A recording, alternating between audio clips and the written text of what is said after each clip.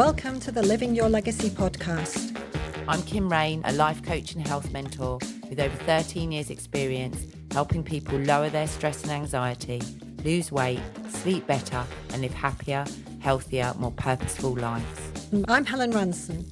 I've worked for 20 years as a self-employed psychotherapist and coach, helping clients of all ages and backgrounds who've experienced emotional issues, phobias and personal traumas. The Living Your Legacy podcast is a quest to create amazing life stories, hang out in the moment and live a life full of joy. Living Your Legacy is a podcast for anyone who wants to get off the sidelines and create the legacy they want to leave behind today. Welcome to the Living Your Legacy podcast. I'm Helen and I'm here with Kim. We're so excited. Thanks for tuning in and being with us today. We've got lots to talk about, so let's get going. Today, we're going to talk about living in the moment. We hear this phrase being used an awful lot, but do we really understand what it means to us? We're going to give you our take on it. So let's kick it off, Kim. For me, I think that living in the moment is exactly that. It's about being aware of whatever's going on at any given moment in your time. It's about being grounded and it's about letting go of expectations. It's about being able to just to tune in what's happening here and now. And I guess the best way to sort of do that for me is, you know, when something's going on, the amount of times that I have looked back on my life and someone gave me a picture, actually. Someone gave me a picture for my wedding. I got married when I was 40 to my partner of 18 years. And my best friend gave me a collage of all through my life, various pictures. And it means so much to me. And when I look at it, I look back and I think, my God, I remember that time I was worried about that. And then at that point, we had no money. And at that point, I was wondering why I wasn't a size X, Y, Z and all of those things. And I look back and I think, crikey, if I knew then what I knew now, it's turned out okay. I'm still here. I'm still rocking and rolling, still alive.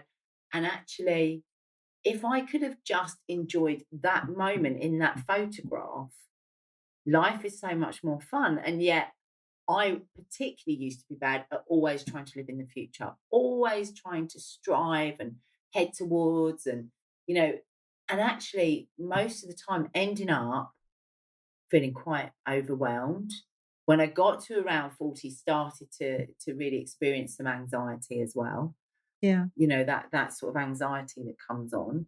And I just think, crumbs, if I'd have just enjoyed what life was offering me here and now, life would be so much better. And so for me now, that is how I try and live my life. Of course, there are times when I lie in bed worrying about what my son's going to do next or what's going to be the next thing that's going to come and bite me, because life throws you curveballs.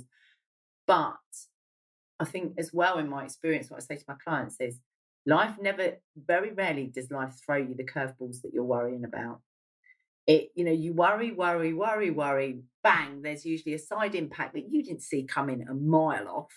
And that's the thing that will get you. So for me, living in the moment is actually dealing with the facts. It's dealing with what's going on here and now. And, I know for some people that is maybe mindfulness, maybe meditation. And I think as well, there's a thing now of, mindfulness, meditation, all of that, where people feel like it's another thing to do. It's another thing on the to-do list. And actually, you can do it right here and now. You can do it queuing in the supermarket. You can do it sitting on the bus. You can do it. I've been on a bus for ages. I don't know where that came from, but you can do it anyway. It doesn't matter where you are. It's about observing what's going on around you. And we'll talk a bit more about it later on. But another thing that's really helped me with that and being able to do that is gratitude as well. Because, most of the time, in this moment, everything is okay. And actually, if you're living in the past or if you're living in the future, usually, we're in the past, we're tending to go over stuff, and in the future, we're tending to worry about stuff. So living in the moment on a day-to-day basis for me is, again, it's things that we talked about before. It's enjoying walking the dog. It's enjoying, a conversation, dare I say it, a glass of wine occasionally. It's all the little things. yeah, and it's the simplest things. And I think that those are the things that we've kind of lost track of, really. And I know that I had lost track of, I was so busy striving all the time, so busy thinking about what everybody else was doing and what I was missing out on, and what I had to be, and what car that person was driving, and what sofa they were sitting on and doing all that stuff. And for me now, I'm like, you know what, I don't know, and I don't know if that's getting older. Part of me does wonder if I got wiser or if I just got older, because I think you learn. I think it's part of learning, though, as well, isn't it? And you learn how to do things through trial and error. You learn what's good and what's not so good for you. but for me, suddenly when I walk the dog, suddenly the colours of the trees are beautiful to me, or I'll go, wow, look at that, and it'll be a view and stuff. And I can remember, for my husband, that was kind of always how he'd think. He'd be like, wow, look at, isn't nature amazing? And I'd be like, yeah, whatever, love, come on, on to the next thing. And I'd think, God, he's like such an old fart. And actually now I'm like, this is just amazing. This is just glorious. Mm-hmm. So I don't know if that's old age that's doing it, or older age, or just... Or too much wine the night before. Yeah. Or just waking up to gratitude and it being enough. I think it's awareness because of the job you do, and you just, both of us see it happening so often with other people. You can't fail to notice it in yourself, can you? When you're repeating the same patterns as your clients, so you're thinking, how good am I for? So that's what it means to me. It's about the here and now, and it doesn't have to be a big to do thing, but I just sort of try and bring it into my life every day, every possible way. What about you? What does it mean to you? How do you sort of live that? Very similar things, really, except I suppose working with people with a lot of anxiety, I come at supporting people to live in the moment from a place of trying to create regular safe spaces during their day. So for me, I'm always talking to people about pausing, sit still, pause, find your safe space inside you and go into it to sort of balance yourself out and find some calm and quiet in the hustle bustle of everyday life. So for me, living in the moment, I see it as a technique that I try to introduce into people's lives very regularly as a planned routine and into my own as well, so that I punctuate my own day with significant pauses which keep me going. I mean, we were chatting before we started this podcast, and I was saying, well, I'm sort of getting into a bit of an overwhelm at work because I've got so much going on, and what I need to do is cancel something tomorrow so that I can regroup. Mm-hmm. Because what I notice is that if I don't have these regular pauses where I just focus on now and let go of yesterday and tomorrow, then I can't be creative and I can't access the best of me, really. Yeah. And working with people at sort of end of life or in a state of bereavement is quite acute, and I need to be at my best. So I've learned that for me, there's a very specific way, say, for me to function during my day, which involves retreating into the moment every so often in order to rebalance, find harmony. It's like punctuation in a sentence for me. So the punctuation's in the structure of my day. So I'll look at my day in the morning and say, okay, what have I got on? So where do I walk the dog? Where's my walking slot? Where's my yoga slot? Where's my time to cook a nice meal for myself, so that I feel that I've ticked that box? Those things that are really important for me, bringing me into the moment, sitting still, just noticing myself and being aware of what's happening around me, so that I'm ready for the next part of the schedule, which is my day 24/7. And with people I sit with and work with, for them, it might be that they need relief from things like constant pain or constant fear of mortality, or they're thinking about, hospital appointments that are coming up that could bring them seriously bad news or whatever, and to take them out of their heads into this safe space regularly on a daily basis brings down anxiety levels. Yeah. So it's a sort of grounding technique, this living in the moment. And it is, you're right, it's about noticing. It's about noticing everything around you and not letting things slip by, because I think you can get into a real lethargic state inside your head. I call it brain fog, where I'm just trundling along and not really noticing. I'm functioning really well and I'm sort of getting through loads of stuff, but I'm not really Yeah. present, and I've not really Yeah.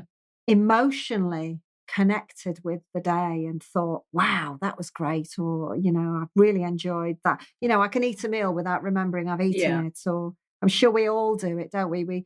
We drive the car somewhere without noticing when we've got there. I think the opposite of mindfulness is mindlessness. And I think that that's how we Yeah, live all absolutely. the time Yeah. nowadays. And Yeah. that's the problem is, like you say, you eat a meal, you don't even notice.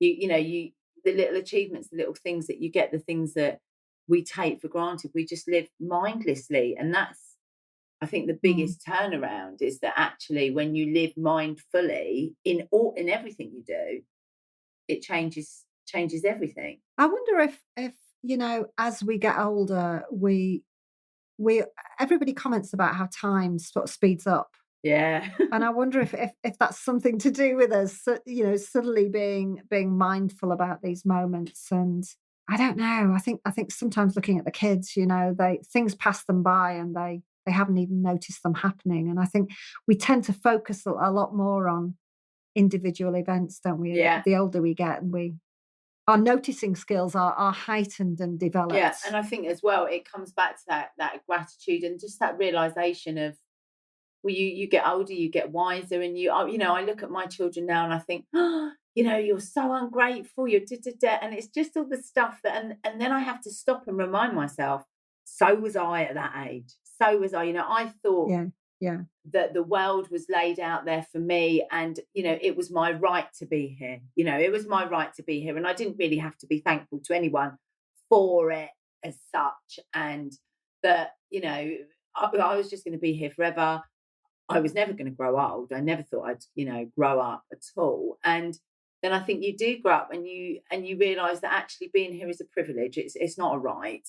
And it just changes everything because you learn from those stories, from your own and from other people. And I think, sort of our ancestors who were sort of very primitive would have found living in the moment very easy because there were, no distractions. Life was simple. Life was about hunting and feeding yourself and surviving. But now we have to practice this. I mean, even though it's a simple concept, it doesn't come naturally, staying in the moment. No.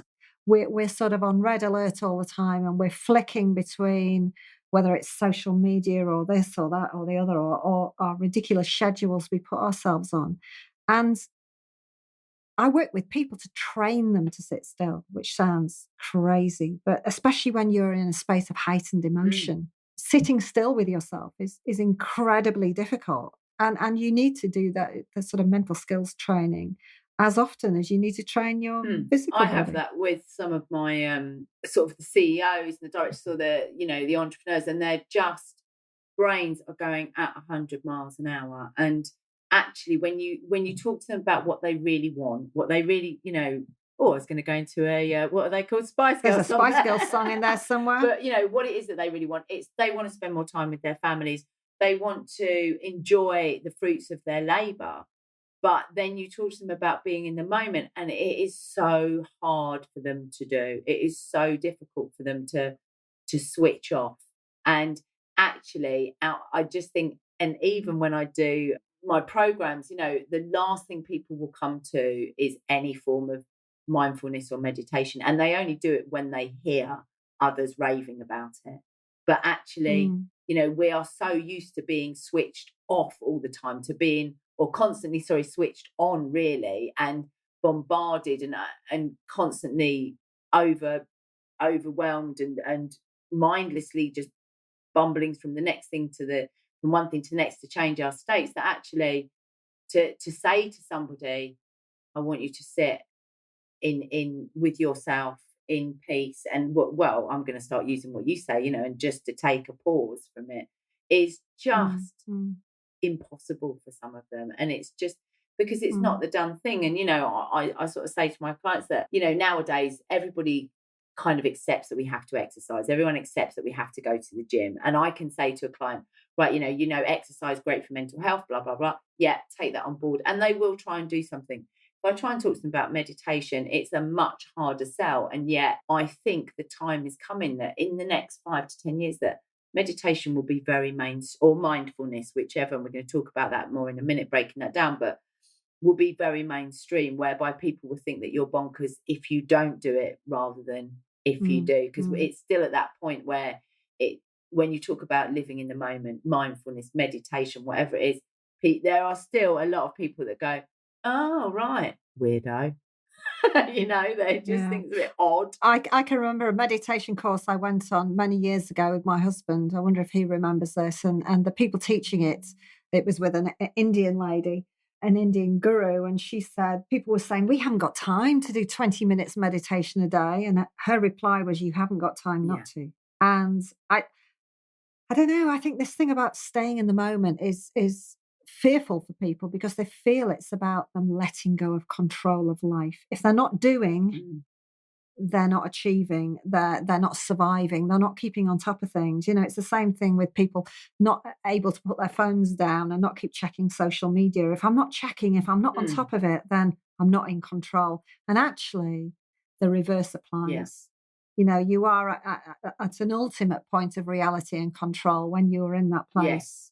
Because nothing else matters. But I think people have to get through that fear of stepping back a little bit and letting the world carry on without them being at the helm, because actually they're not. Exactly. You're it's letting go, isn't it, of that control, because people do it because they want to be in control, and actually they end up completely out of control. I mean, a lot of the people, when I start working with people, they come to me because their lives are out of control. They're on some kind of free fall, and thoughts are all over the show, and they don't know, this, that, the other, and it can be quite a scary place to be. And so letting go of that control can be really quite nerve-wracking, really.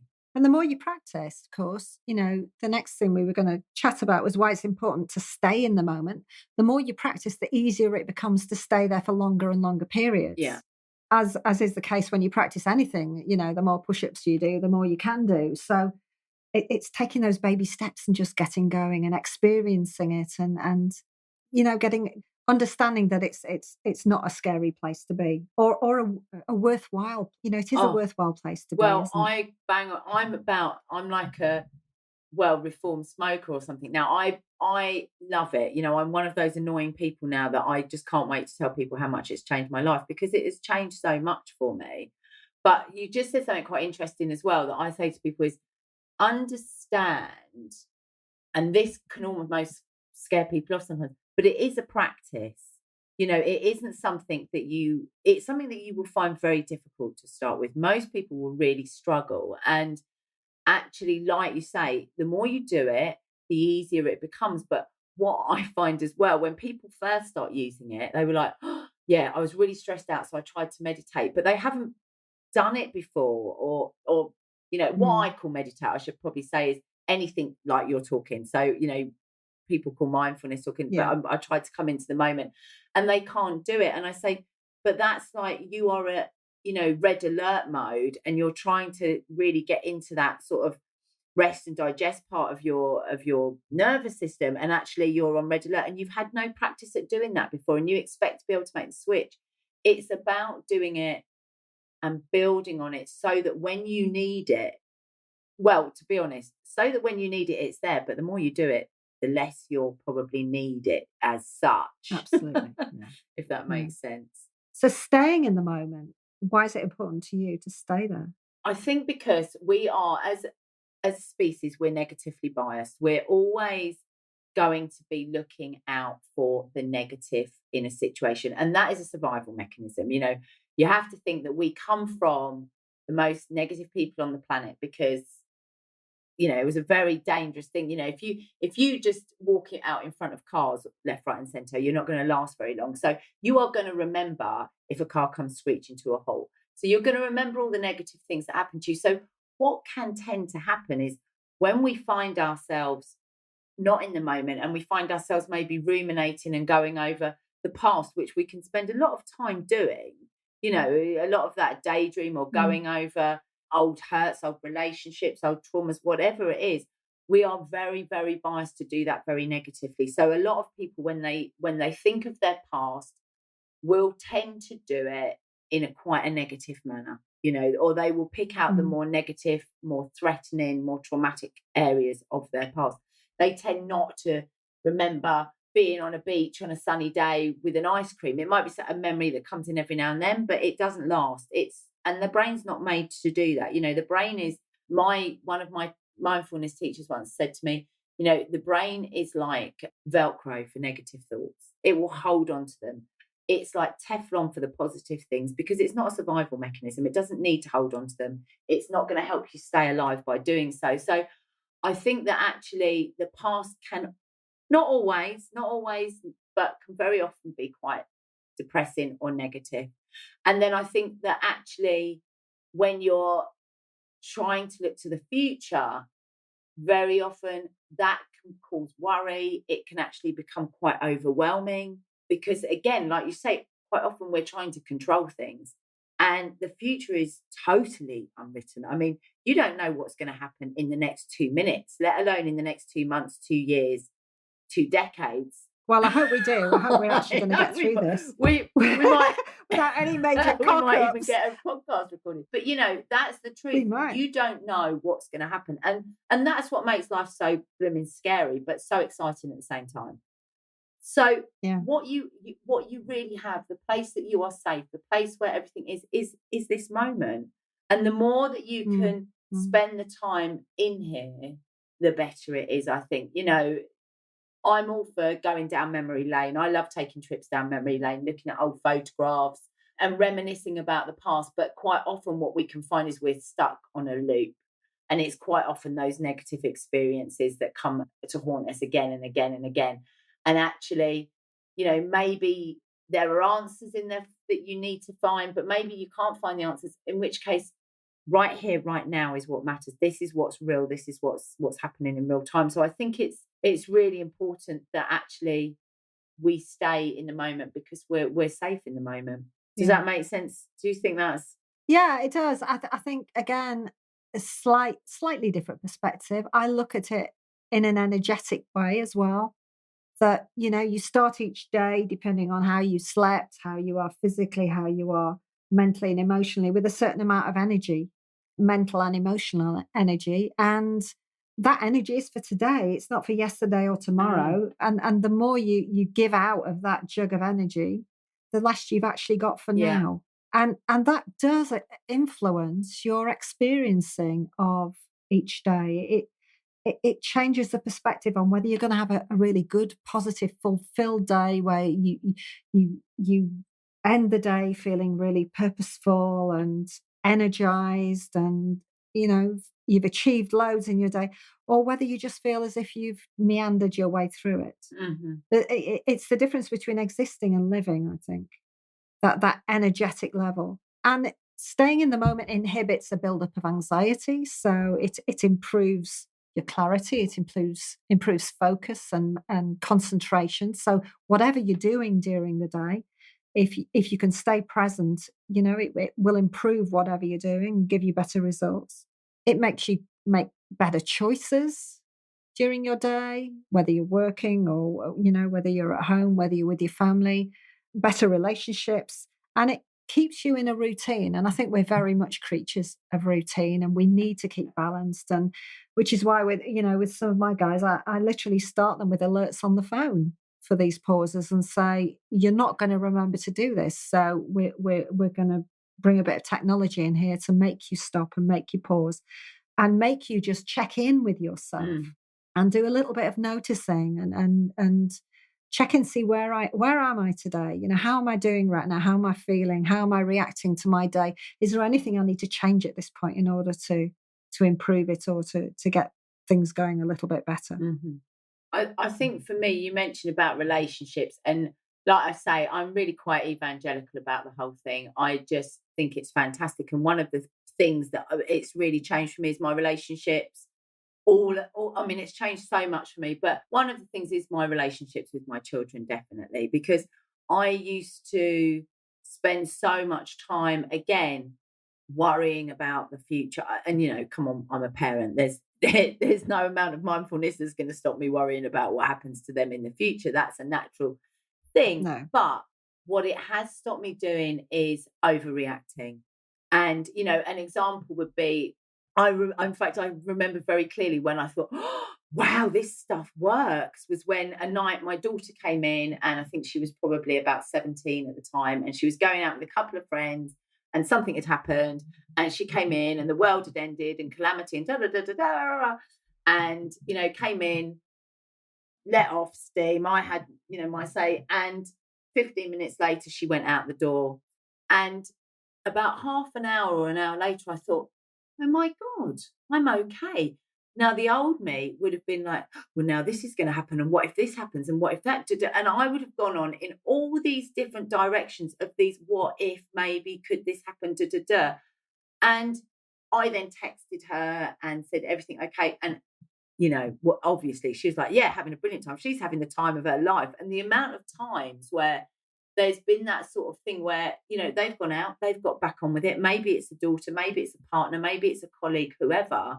But I would still have been carrying that around, projecting into the future what could possibly go wrong, or this is going to happen and that's going to happen.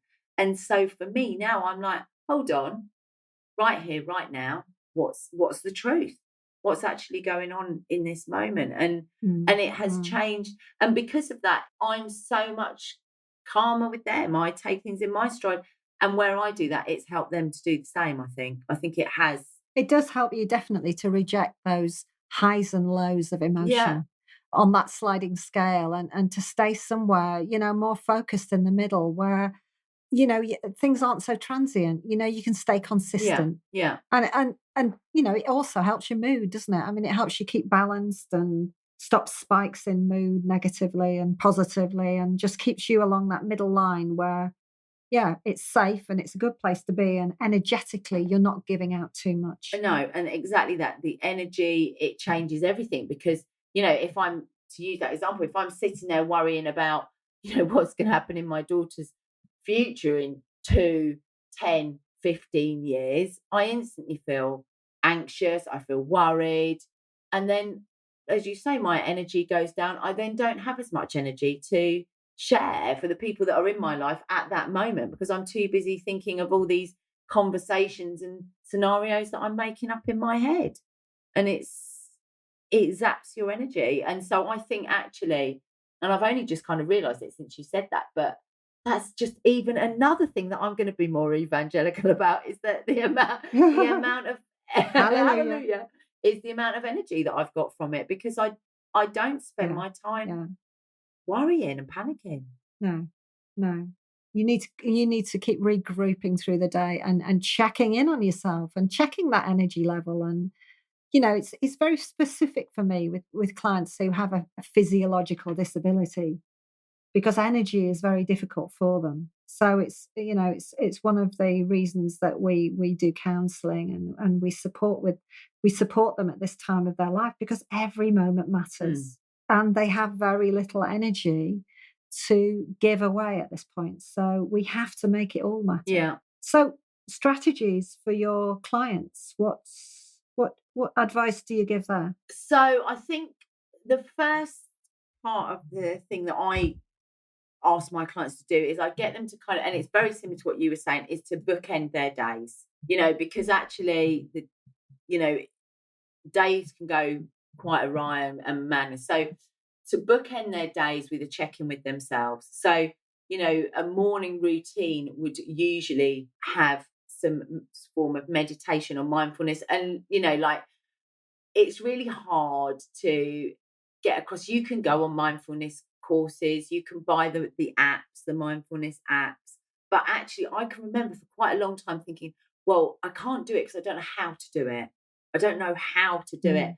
And then actually for me, it just came out of a conversation with a friend. And one day she was like, well, why don't you make that your mantra? And for me, my mantra, which was something that actually was quite a personal statement to me, was follow your heart, follow my heart.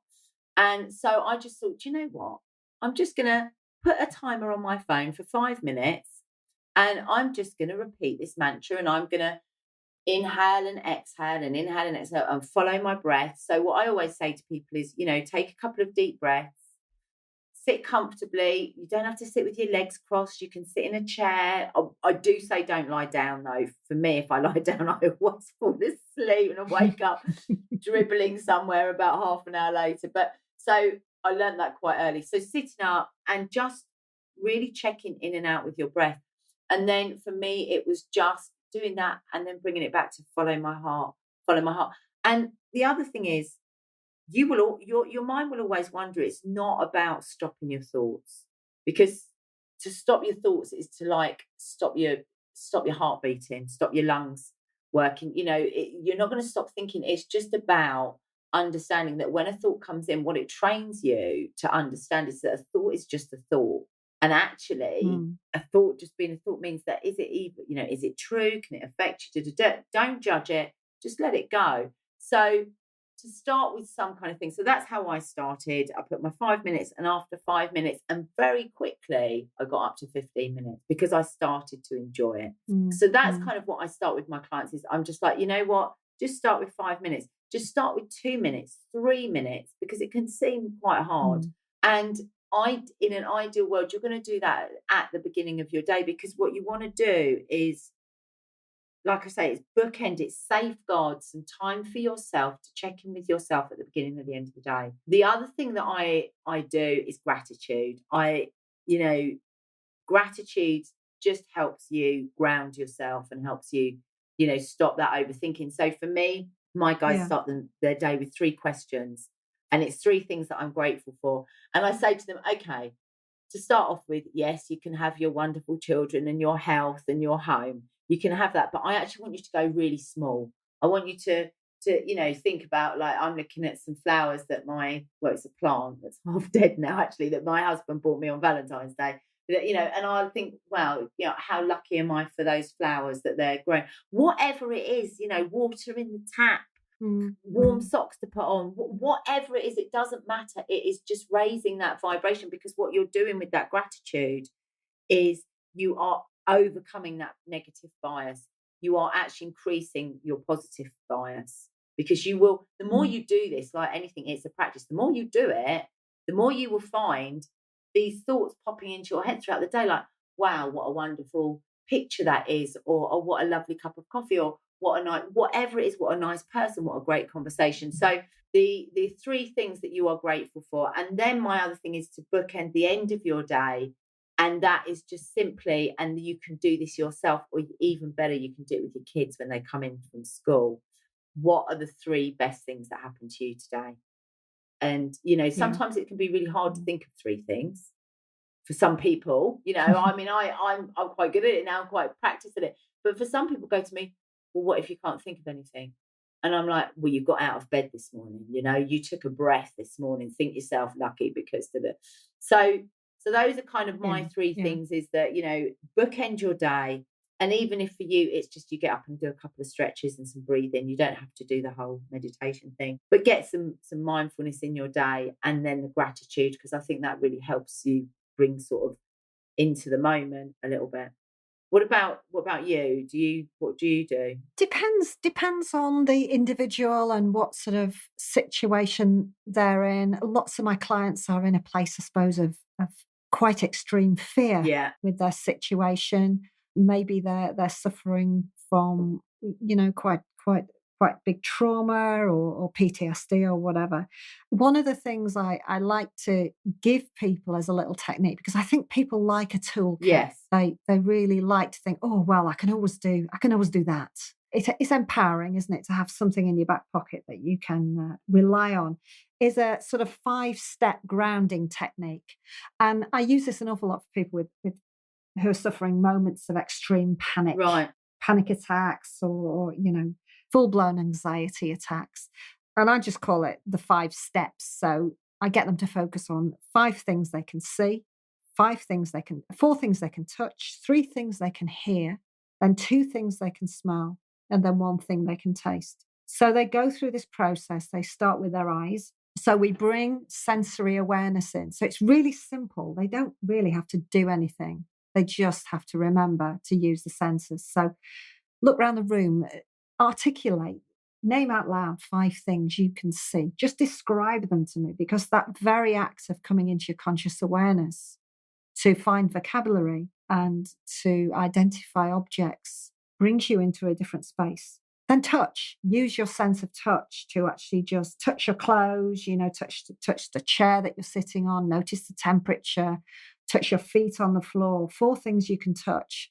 Again, it's an active meditation in a way. Yeah. It's an active way of distracting the mind away from the space that you're in and moving through, 3 things that you can hear right now.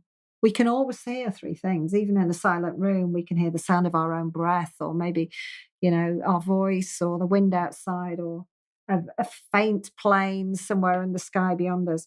We can always find these things. Yeah. Move then onto your sense of smell. I think that and your one would sense be of quite taste. hard, though, the smell one. I'm just thinking. I don't know. You can lift your hands to your face. I can smell. Yeah, actually. And just your body smell. The last time I washed my hands, I can smell soap on my hands. I can have a clothes, scent of the air in the room around me. We're only looking for 2 things. Smell your clothes, smell your skin. If you put perfume on, these sensory triggers are very grounding, and they help people shift state, which is what we're talking about. We're shifting state from a state of heightened anxiety into a still moment, into one of those pauses I keep talking about, where we're focusing very in a sort of micro world on what's immediately inside and around us. We're going no further with our thoughts. So that's a really good one. And practicing it again, it's really important for people to practice when they don't need it. So when they're not anxious, just do it now. Look around the room and run through the 5, 4, 3, 2, 1 grounding technique and rehearse it. Because each time you rehearse something, you get quicker and quicker and better in it, and it becomes easier and easier. So that's a great one. Meditation, I teach people just using breath, and to just use the breath and do sort of body scanning and just notice the way their body is feeling. Again, developing noticing skills, watching the breath going in and out of the body. And if it's hard to focus the mind, using a mantra, very, very simple, as simple as we can get it, to sort of demystify all this stuff, in and out for the action of your breath, and to stay with those words. And if necessary, say them out loud, bring them right into the room around you to hold your focus. And anytime you feel it slipping, go back to that mantra. Very simple. I like to give people tools that they've got with them all the time, so that they can be anywhere. They don't have to be in a certain room or in a certain place to feel this way. We want to be able to create that moment wherever we are, with the toolkit that is naturally us. Mm-hmm. And the third thing I say to people is get outside. Yeah. Just go outside. Wherever you are, whatever you're doing, just move outside into the fresh air. And it's interesting now that in Scotland and Scandinavia, doctors are actually prescribing nature as a form of therapy for mental health. So something shifts in our emotional state if we move outside into nature.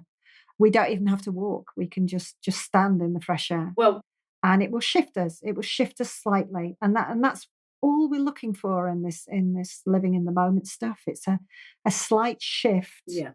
Out of a place that's becoming increasingly uncomfortable or wrong for us into a more balanced and calm place, just for a moment. One of the things that for my clients is, and probably because we spend so much time indoors, we're always inside. We're in offices, we're in cars, we're in gyms, we don't go out. I'm so glad I've got a dog and I go out walking. I wanted to ask you one other thing. I'm not sure how we're doing for time, but I know you work with children quite a bit with trauma and PTSD. Yeah. How do you, because that's a big thing for day to day people listening to this that might have children that are struggling with anxiety. Yeah. And just, it seems to come from nowhere for kids nowadays. What sort of techniques? Do you use different techniques with them or? No, not at all. Not at all. Children respond really well to rehearsal and practice, because that's the sphere of their world. They're at school. They're subject to the discipline of routines much more than we are as adults. So it's not really too much of a deal for them to do something for 5 minutes, although, it can be hard to get them to sit still. But no, anything involving exercise is fabulous for kids, shifting all the build-up, stuck energy in their system out of their bodies by using their muscles and their body and bringing oxygen into their bodies and improving circulation is great for mental health and balance. Again, meditation. I mean, I've been into schools teaching meditation and teaching them simple self-hypnosis techniques to ground them. They're brilliant at learning. And I find that kids are much more open to learning tricks and techniques than we are. Yeah. They're easier. They're a lot easier to work with than adults most of the time. So if I was teaching a kid that grounding techniques, the 5 steps, they'd have it done in no time. Whereas we'd be sort of debating the like you say to me about why are we doing this? Why do we have to do this? What is the point of this? Soon as you said about smell, I'm thinking, well, I'm immediately overthinking. Where do I get a smell from? Of course, so you're challenging, but probably the kids would just. Yeah, they would. They wouldn't even think twice. If they'd sniff the person sitting next to them.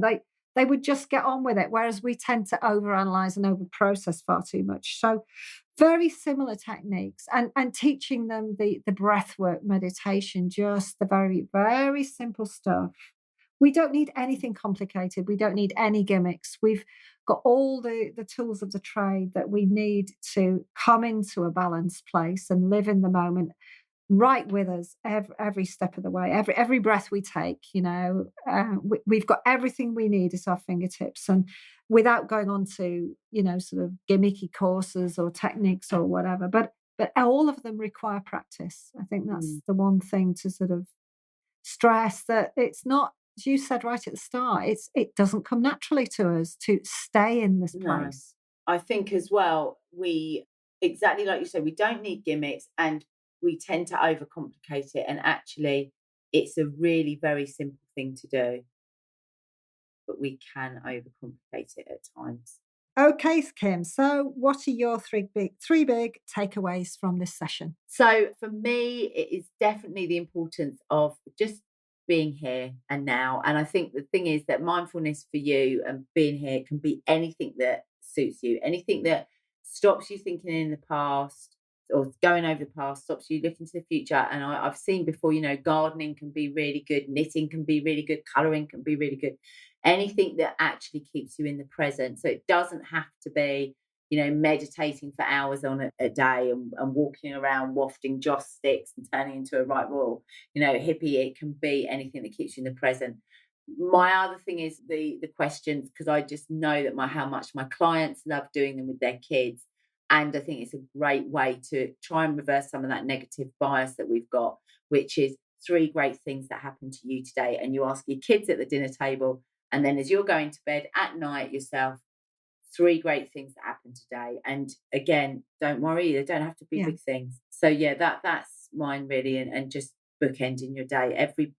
Every day, the beginning and the end should be a little mindful moment for yourself, looking inwards. What about yourself? Yeah, so I think for me, just keeping things as simple as possible. Don't make this stressful. Use the toolkit you've got around you. Use your senses for that 5-step technique. Use your breath as a tool for meditation, and go outside because it's free and it's there. And just make it really simple and don't pile the pressure on to perform or as you say, do 20 minutes meditation. Any moment you can be in that space is a great healing moment. Totally. Awesome. So, brilliant. So I think we're done. I think that's all for this time. We really hope you've enjoyed listening to us and being here with us. Don't forget to subscribe, share us with all your family, friends and colleagues, and come back again next time. So that's all for now. Go away, enjoy the rest of your day, and have a good think about it. We hope you enjoyed the Living Your Legacy podcast. If you did, subscribe and come back for the next one. If you didn't, well, there's no accounting for taste.